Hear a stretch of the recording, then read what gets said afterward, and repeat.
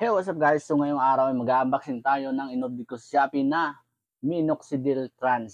So, kung gaano nga ba ka-effective ang Minoxidil Trans?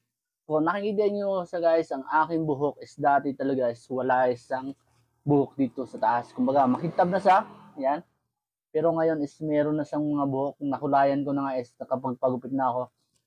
At saka, sabi ng barbero sa akin, yung pinakapagupitan ko lagi, napakabilis daw ng improvement ng aking buhok. Ang bilis ng recovery niya dahil yon guys sa Minoxidil. So guys, ito yung in-order ko lagi sa Shopee. So talagang nakakadalawang buti na ako. So pangatlo, pero guys may dalawang klase kasi yung Minoxidil Trans na to.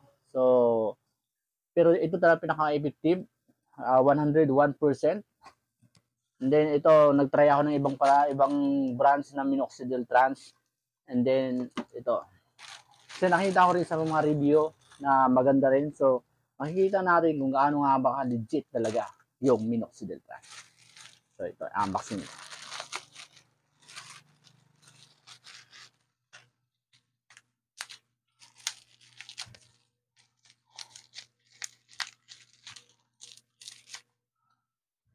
So guys, ito yung bagong order ko na Minoxidil Trans ito.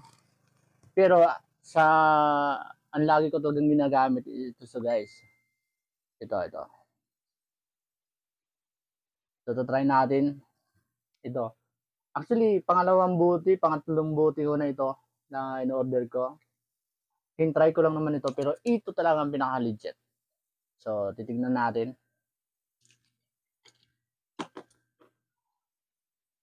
Para sa mga nakakalbo dyan, napapanot. So ito lang guys, ang walang masama mag-try dahil ako is nag-try din naman ako.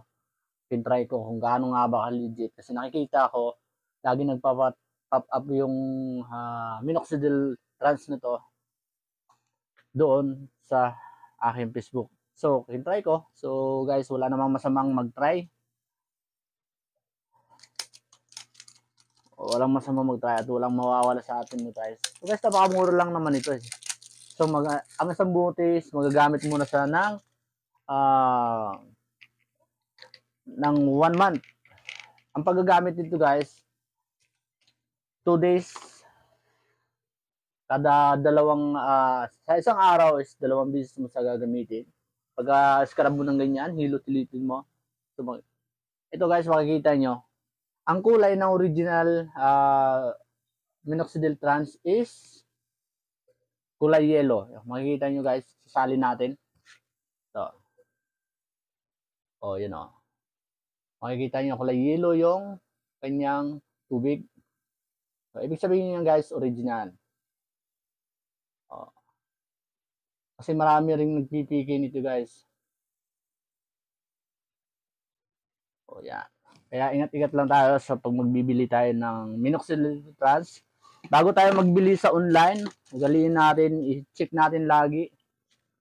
Mag-review sa kanyang mga review. So ganito ang tamang paggamit yan guys. I-spray mo lang dyan kung saan man yung napapangot mong kalbo. Yan. Pagkatapos yan, i-spray mo na ganyan. I-scrub mo. Pagkatapos, i-massage mo siya ng ganyan.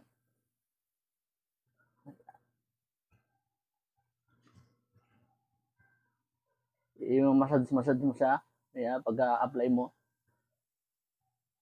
So guys, so sa 2 buwan na rin ako nagagamit, 3 buwan.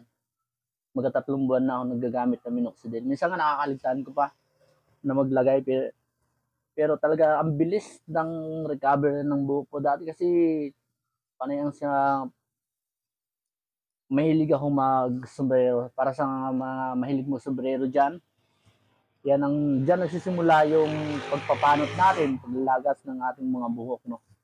Kaya kung ako sa inyo guys, iwasan nyo pag susuot lagi ng sombrero. So, ganyan lang. Isab nyo lang sa ilut-ilutin nyo sa ng ganyan.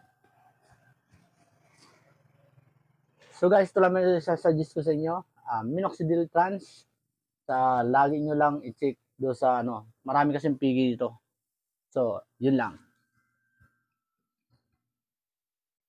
Para sa gusto mag-order nito guys, pwede ako i-PM, pwede rin kayo sa online, pero siguraduhin nyo lang na legit yung sealer na bibilihan nyo ng minoxidil trans.